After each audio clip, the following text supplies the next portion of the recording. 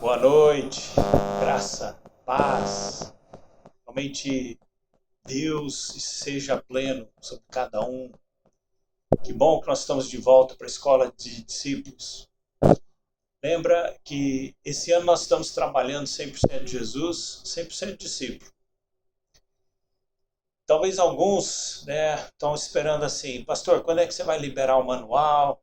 Aqueles 12 passos para ser 100% Jesus e os 12 passos para ser 100% discípulo. Eu quero te confessar a verdade é que, pelo menos na minha vida, já fiz vários cursos assim. É 8, é 11, é 12, é 3, é 5 passos, isso aqui, são muito bons. Mas eu descobri que, vivendo a vida, realmente nós temos desafios. E esses desafios precisam ser entendidos.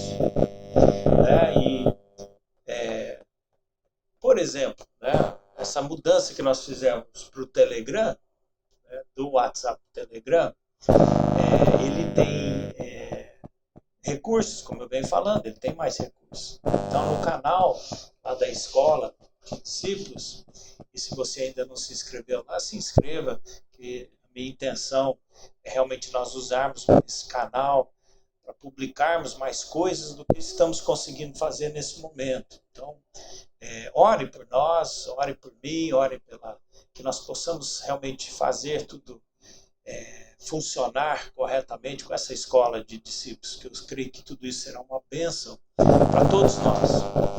Mas lá, por exemplo, eu lancei uma enquete no dia 7 de abril, uma pergunta simples, qual é mais difícil ser? E eu pus 3 opções, 100% Jesus, 100% discípulo ou os dois. Não, é difícil ser os dois. Interessante que tem 35% dos que votaram disseram 100% Jesus, 30% disseram 100% discípulo e 35% disseram os dois. Mas no canal tem 44 pessoas ou 46 pessoas inscritas, mas visualizaram o canal 50 pessoas. O Telegram oferece isso. Você pode entrar no canal mesmo não sendo inscrito. E você pode até participar de uma votação, por exemplo. Mais interessante que só 20 pessoas votaram. Por que eu estou dizendo isso? Para nós aproveitarmos também todas essas novidades, então nós precisamos participar. E eu quero pegar isso como um gancho. Então, você que ainda não votou, vai lá no canal, entra lá e responda. Eu não imaginava que ia dar tanto empate assim, com os 3. Ou 100% de Jesus, 100% discípulo, ou os dois. Mas qual é mais difícil ser? E responda lá, vamos ver até onde vai essa pesquisa. E depois, lógico, nós vamos escolher em cima disso. Mas a vida é assim. Como assim? Já mudou de assunto? Eu mudei. A vida é assim, ela não ela é cheia de mudanças, ela é cheia de situações que nós precisamos realmente tentar entender. Fazemos o melhor daquela situação. E qual é o melhor para nós como cristãos, como crentes em Cristo Jesus? Que estamos tentando ser 100% Jesus e 100% discípulo. É nós pegarmos aquilo que, como Paulo diz lá em Filipenses 3,16, aquilo que nós já alcançamos, no nosso andar com Deus, na nossa caminhada de fé, no nosso conhecimento da palavra de Deus, nós pegarmos aonde nós já alcançamos e colocar 100% disso em prática. E é um desafio. Porque hoje, mais do que nunca, eu entendo o quanto Deus quer se revelar. E eu estava falando sobre isso no nosso último encontro. Eu falei sobre revelação, usei Deuteronômio 29, onde Deus é claro ali, dizendo, tem coisas que eu não vou revelar, são minhas. E essas coisas que Deus guarda para si, você não é responsável por isso. Então não perca nem sono, nem gaste neurônios tentando entender, porque você não é responsável por isso. Mas grave sim que aquilo que Deus revela, não só você, mas lá diz até as suas futuras gerações serão responsáveis para viver aqui. Ou, em outras palavras, o que você já alcançou, na verdade, é o que Deus já se revelou a você. E muitas vezes a nossa caminhada de fé, ela envolve realmente o quanto que nós estamos conseguindo entender, abraçar e, consequentemente, praticar essa revelação que Deus vai nos dando. Deus quer se revelar mais a cada um de nós. E eu creio que a maturidade cristã, a maturidade na fé, ela passa por, realmente, pode passar por crises, sim, por ajustes, com certeza, mas ela sempre passa pelo fato de Deus trazer revelação.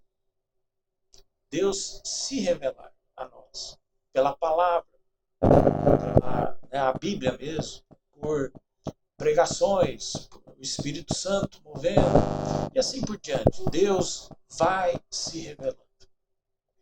E eu dei a tarefa de ler justamente Isaías 40, porque para mim Isaías 40 é um capítulo muito interessante. Em que sentido? Na verdade, em vários. Porque aqui está se começando uma parte do livro de Isaías que vai do capítulo 40 até o capítulo 55. Aí eu vou te dizer o que vão cobrir esses capítulos. Porque até então, na verdade, Deus tinha revelado primeiro a Babilônia, né, sendo invasora, depois agora os assírios. Estima-se que Isaías tinha por volta de 36 anos, lá no capítulo 6, quando ele recebeu o seu chamado, e depois você lê lá, foi, mas que chamado. Eu não tive um chamado desse. Ele subiu um dia para o templo para orar, e ele teve uma visão aberta do trono de Deus descendo, e ele vê lá os serafins cantando, declarando: santo, santo, santo é o Senhor. E um anjo vai lá no altar, pega uma tenaz, pega, né, uma pinça grande, né, ele pega um braseiro vivo para tocar, como um símbolo de purificação de Isaías. E, quer dizer, foi um negócio assim, quase que hollywoodiano. Mas o negócio não é isso, se é quase hollywoodiano ou não. A verdade é que todos nós precisamos ter esse encontro com Deus. Então, você não precisa necessariamente ter, como Isaías, uma visão aberta, assim. Mas o fato é que você tem que saber que Deus tocou você. Que a sua revelação está chegando, não só na sua mente, mas está chegando também no seu coração. Isaías foi um profeta por vários anos. Ele morreu com 70 e tantos anos. Mas aos 36 ele teve o chamado. A invasão da Síria, que foi em 701 a.C., ele já tinha 69 anos. E quando o rei Ezequias finalmente morre, ele está com 72 anos. E diz que ele vive, a tradição diz, né, a Bíblia não, mas a tradição histórica, que o povo judaico eles mantêm muita tradição, era verbal essa transmissão dessas histórias, diz que ele viveu um tempo dentro do reinado do rei Manassés. O rei Manassés foi não só o rei que mais reinou, mas foi o rei que mais pisou na bola, mais idólatra. Mas vamos pôr uma palavra boa para o Manassés. No final da sua vida, ele se arrepende de tudo isso e volta para Deus. Isso é outra história, outro momento. Mas, né, vamos fazer jus. Mas até então, até esse arrependimento todo, o homem era bravo, era um bicho ruim, era do capeta mesmo. E você tem que entender tudo isso. Tanto que, logo que ele assumiu o trono, uma das pessoas que ele queria ver morto era justamente Isaías. Porque Isaías já tinha predito todo esse problema com a Síria. E tudo. Então, assim, Ele não era o tipo de pregador que falava o que você queria ouvir. Ele não era aquele que trazia profecias, muitas vezes, que eram suaves aos ouvidos, né?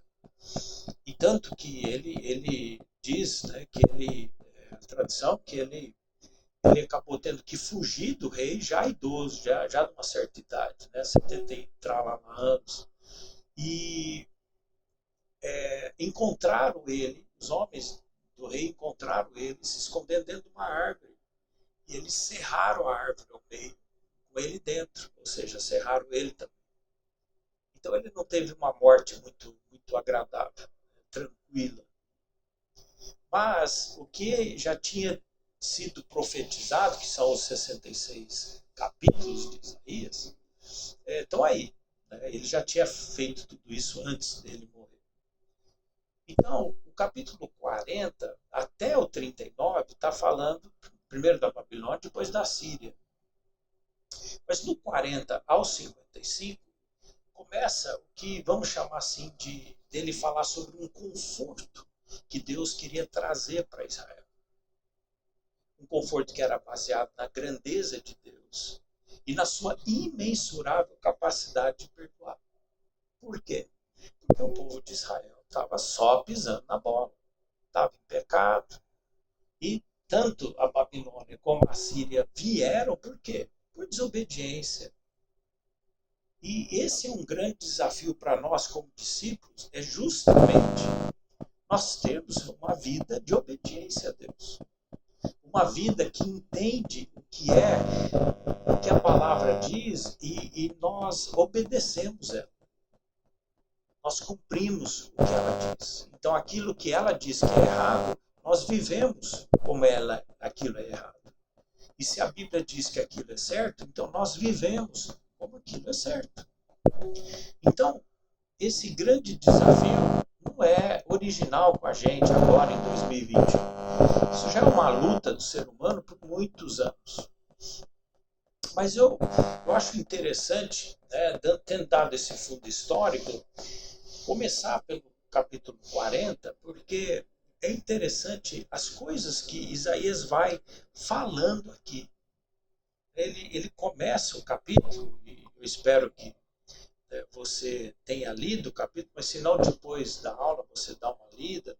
Na verdade, eu gostaria que você desse várias lidas, né? Até em traduções diferentes, se você tiver, justamente para você entender que Deus ele está sempre pronto para trabalhar a nossa vida e tratar com a gente. Quando nós estamos falando em 100% Jesus e 100% discípulo, Deus sabe que Ele está lidando com pessoas que têm fraquezas, que têm debilidades. Porque o pecado já causou isso. Pessoas que têm inconstâncias, pessoas que têm dificuldades. Mas Deus quer trabalhar a minha vida e a sua, para gerar mais constância, para gerar mais estabilidade. E quando é importante trazer conforto ou consolo para as nossas vidas, Ele quer trazer. É interessante que os primeiros 11 versos, ele está dizendo para Israel, né, ele diz no verso 1 aí, consolem o meu povo, diz o Deus de vocês. Encorajem a Jerusalém e anunciem que ela já cumpriu o trabalho que lhe foi imposto, pagou sua iniquidade e recebeu da mão do Senhor em dobro por todos os seus pecados. E aí vai trazendo assim um conforto mesmo para Israel. Depois você dá uma lida nisso. Mas eu acho que o ápice dessa parte aqui começa no verso 10. Quando ele declara aqui, eu estou lendo na NVI, e aí você segue na sua tradução, ele começa dizendo assim, ó, o soberano Senhor vem com poder, com seu braço forte ele governa, a sua recompensa com ele está, e seu galardão o acompanha. Por que essas palavras são importantes para nós? Porque no texto, até então, ele está falando de boas novas.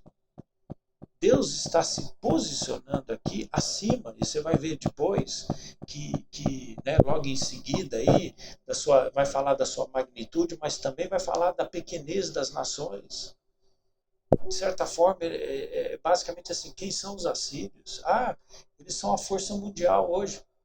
Mas eu sou Deus. Ah, o que é esse Covid? Eu sou Deus. O que é? Eu sou Deus. Ah, mas a economia mundial está despencando.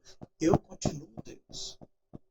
E o meu desafio e o seu, desse 100% de Jesus, 100% discípulo, é nós cremos mais em Deus do que nós cremos em vídeos, em notícias.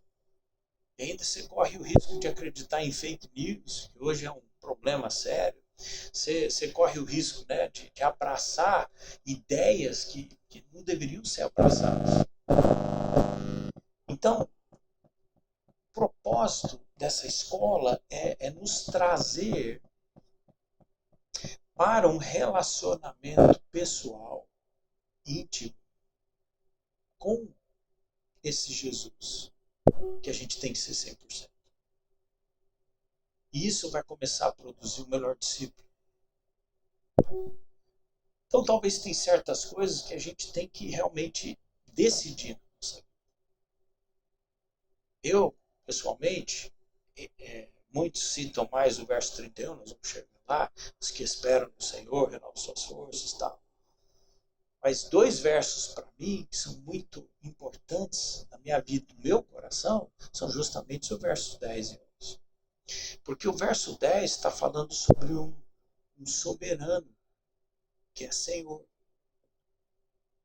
Mas o verso 11 está falando de um pastor. E você precisa entender a diferença entre essas duas revelações sobre Deus. O primeiro está falando de um Deus grande. Tanto que você vê no verso de 12 a 14, olha as perguntas que são feitas aqui.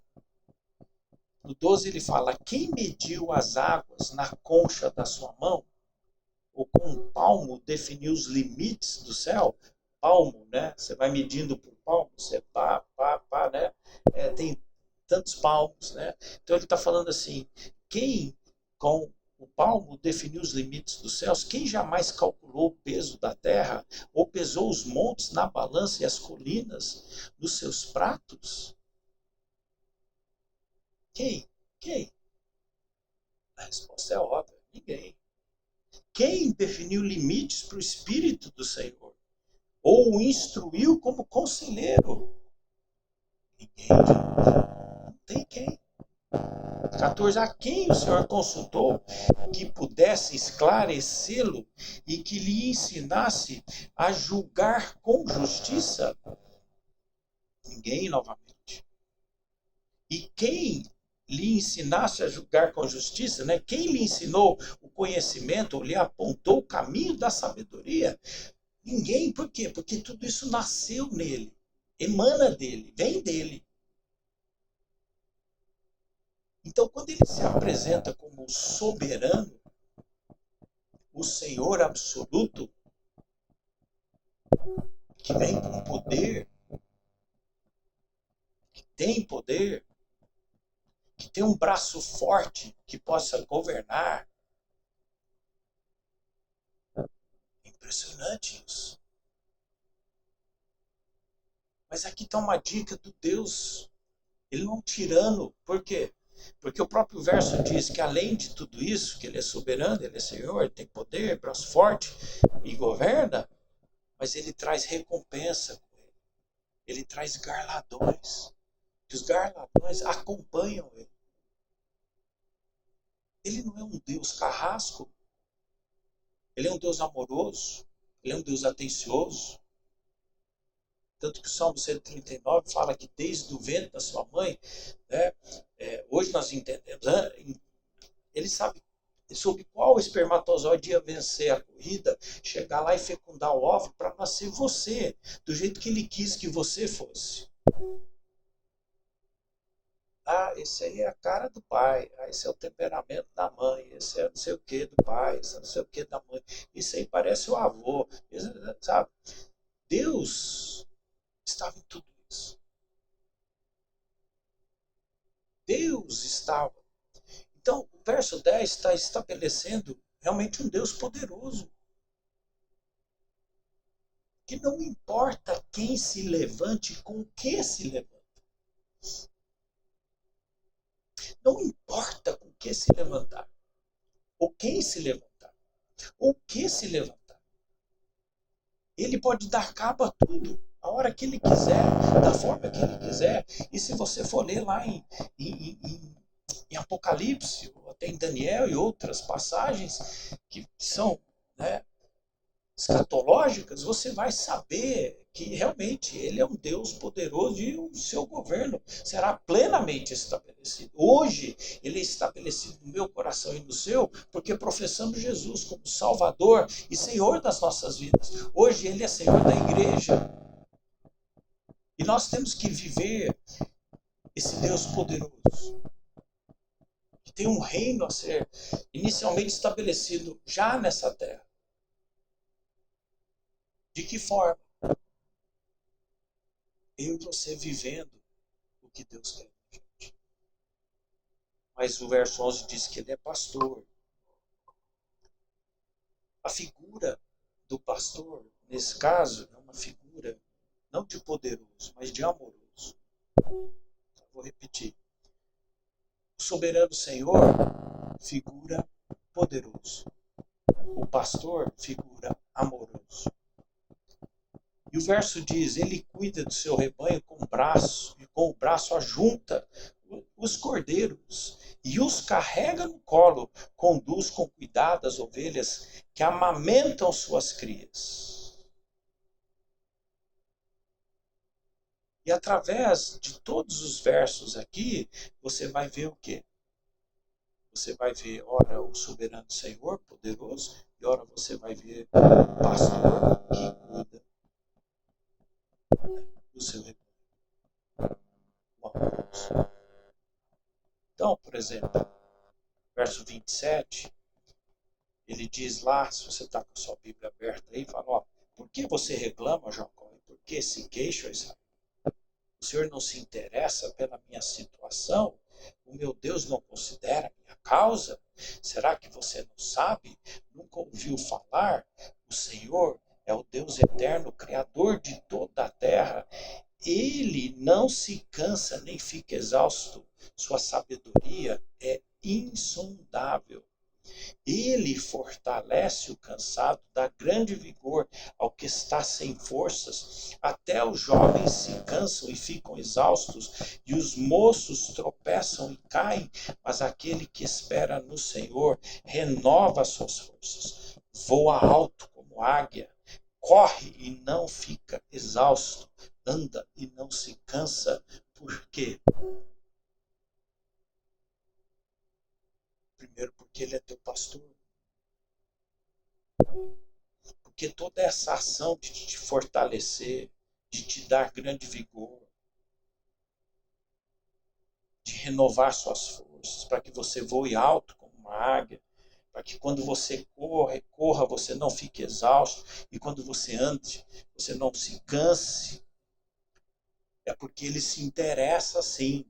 O 27 perguntou, o senhor não se interessa pela minha situação? Sim, ele interessa por situação, por quê? Porque ele é teu pastor. E se Deus ainda não se revelou como seu pastor, então vai ser difícil ser 100% Jesus, 100% discípulo. Ele precisa se revelar a você. E quem é o empecilho? Não é Deus. Ele tem capacidade de se revelar. Você não está captando a mensagem. Ele quer ser esse pastor. E à medida que você vai lendo, e depois eu vou fazer um esboço simples aqui, mas basicamente, do verso 1 a 11, tá, fala de um Deus consolador, mas que é soberano, poderoso, mas que também é pastor amoroso. A partir do verso 12 a 14, está falando da magnitude de Deus. Mas no verso de 15 a 17 está falando da pequenez das nações. Por que ele está falando da pequenez das nações? Olha o que ele diz no 15. Na verdade, as nações são como uma gota que sobra do balde. Para ele são como pó que resta na balança. Para ele, as ilhas não passam de um grão de areia. Ao 17. Diante dele, todas as nações são como nada. Para ele, são sem valor e menos que nada. Para depois, no 18, aí atacar um outro problema de Israel, que é a idolatria. Do 18 a 20 é interessante aqui. Com quem vocês me compararão, né? Com quem vocês compararão Deus? Como poderão representá-lo? Por que representá-lo? Porque eles tinham imagens feitas por artesãos. É o que está dizendo o 19. Como a imagem que o artesão funde, ou que o ourives cobre de ouro, e para a qual modela correntes de prata, ou como o ídolo do pobre, que pode apenas escolher um bom pedaço de madeira e procurar um marceneiro para fazer uma imagem que não caia? O que ele está dizendo com todas essas perguntas? Deus está dizendo através da boca do profeta Isaías. Israel, Israel, e aqui é nós, igreja, igreja, eu me revelei a vocês. Eu sou o soberano, poderoso, mas eu também sou seu pastor amoroso. E vocês não souberam entender tudo isso. Vocês não souberam entender isso. Israel, eu creio que eu posso dizer, igreja, quando nós estamos trabalhando para ter 100% Jesus, 100% discípulo, nós com certeza precisamos entender isso. Nós não temos para onde correr. Qualquer ídolo é inútil para nós. No 21 a 24, ele diz, ele também não vai recorrer de repente a líderes mundiais ou situações que parecem que vão te proteger, ou te guardar, ou te resolver. Não resolve. Vou dar um exemplo. No 21, né, ele começa dizendo, será que vocês não sabem, nunca ouviram falar? Não lhes contaram desde a antiguidade que vocês não compreenderam como a terra foi fundada? Ela se assenta no seu trono, acima da cúpula da terra, cujos habitantes são pequenos como gafanhotos. Ele estende os céus como um forro e a arma como uma tenda para neles habitar. Ele aniquila os príncipes e reduz a nada os juízes desse mundo. Eu estou ouvindo muita gente falar da China, falar disso, falar daquilo. Gente do céu, voltemos para 100% Jesus, 100% discípulo. Hoje, aqui, a revelação é: volte para o soberano Senhor, porque Ele é o poderoso, porque Ele vem com poder. Mas volte também para o pastor, que cuida do seu rebanho, porque Ele é amoroso no Senhor. Entenda isso, em nome de Jesus. Entenda isso. Porque já no 25 a 26, né, mais uma vez ele faz a pergunta, como ele já tinha feito antes, né, com quem vocês vão me comparar? Né? Com quem vocês vão me comparar? Olha que pergunta. Quem se assemelha a mim? Pergunta o santo. Olha o que diz no verso 26. Ergam os olhos e olhem para as alturas. Quem criou tudo isso? Aquele que põe em marcha cada estrela do seu exército celestial e a todos chama pelo nome. Quem ele chama pelo nome? O seu exército celestial. Cada estrela do seu exército celestial.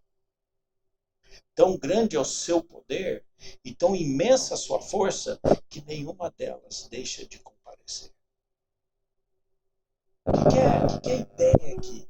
Essa soberania de Deus é incomparável com qualquer soberano que já andou na face dessa terra. Alexandre o Grande. Pequenininho comparado com Deus. Vai escolhendo aí. O Império Romano, pequenininho comparado com Deus. Conseguiu coisa pouca comparado com Deus. E você precisa entender isso. A sua mente precisa ser aberta, seu coração precisa estar escancarado a esse soberano Senhor, mas que vem como pastor. E o seu coração precisa se abrir a isso. Por quê? Porque a sua fé, as promessas desse Deus vão empoderar você para perseverar.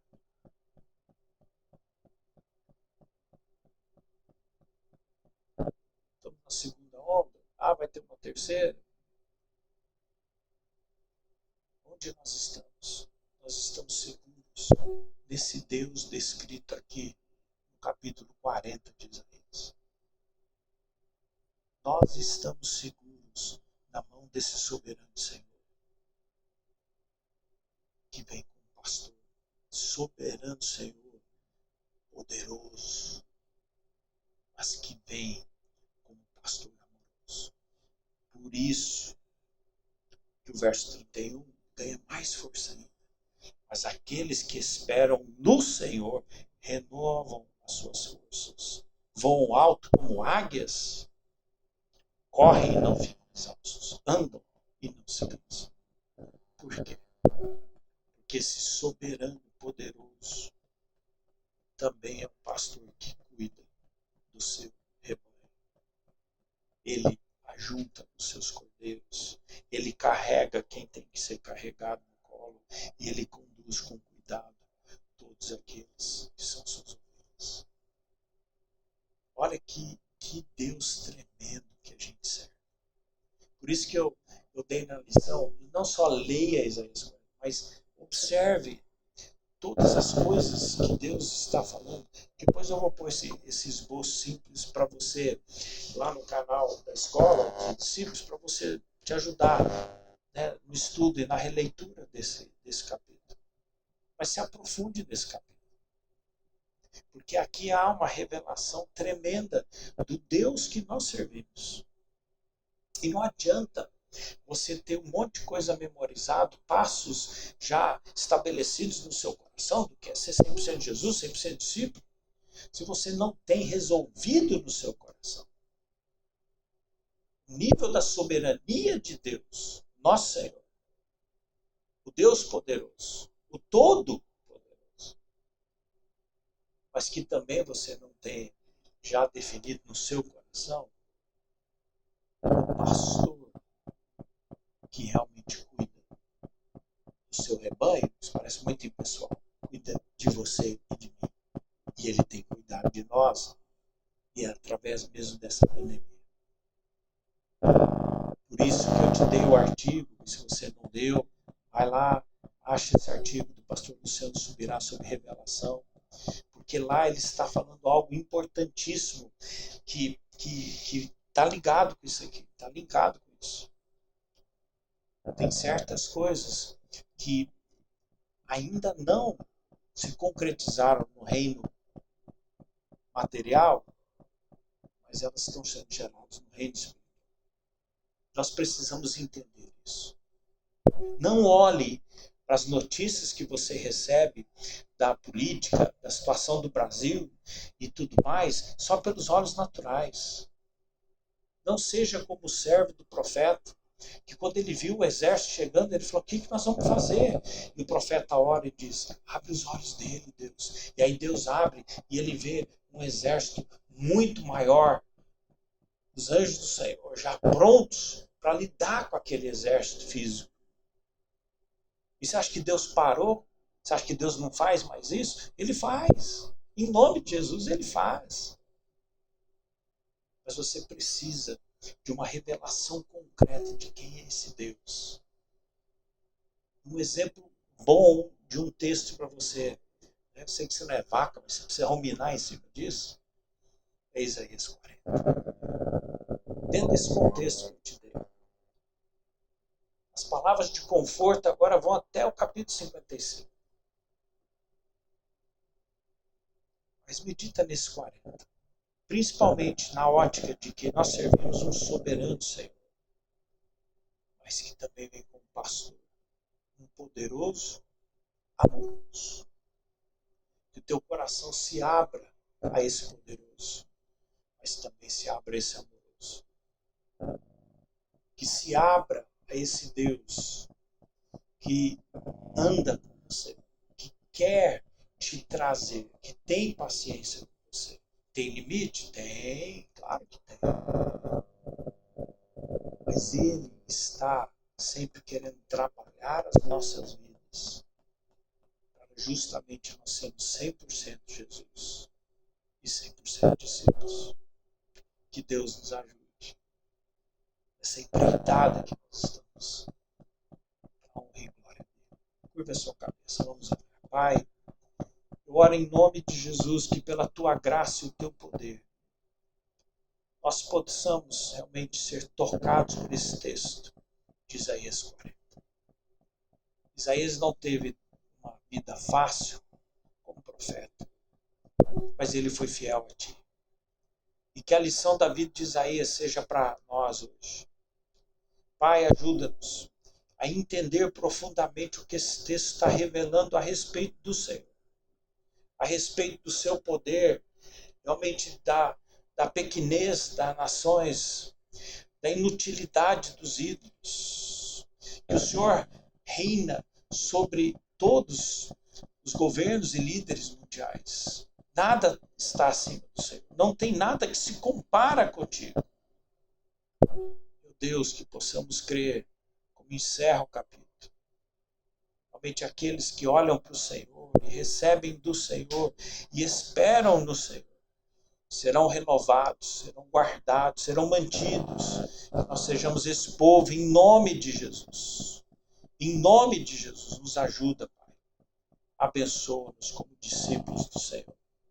Para que realmente, ó Pai, sejamos 100% Jesus e 100% discípulos, Pai. Para a honra e glória do teu santo nome. É o que eu oro e peço em nome de Jesus. Amém.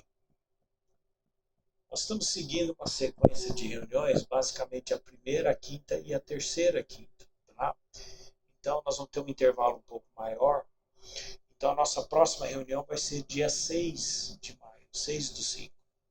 Eu vou estar postando no canal 2 artigos em PDF. Tá? Não é muita leitura, mas eu quero que você leia e releia, e cada referência você realmente pesquise, ore e tente entender cada texto que é dado ali, bíblico, e sobre realmente essa revelação, esse conhecimento de Deus. Eu oro e peço que esses artigos abençoem a sua vida e que traga não só mais conhecimento, sim, mas traga mais intimidade com o Senhor, com esse soberano pastor das nossas almas. Deus te abençoe, Deus te guarde e até o nosso próximo encontro. E que Deus fale muito ao teu coração ao meditar ainda mais dentro desse texto de Isaías 40. Deus abençoe. Deus abençoe.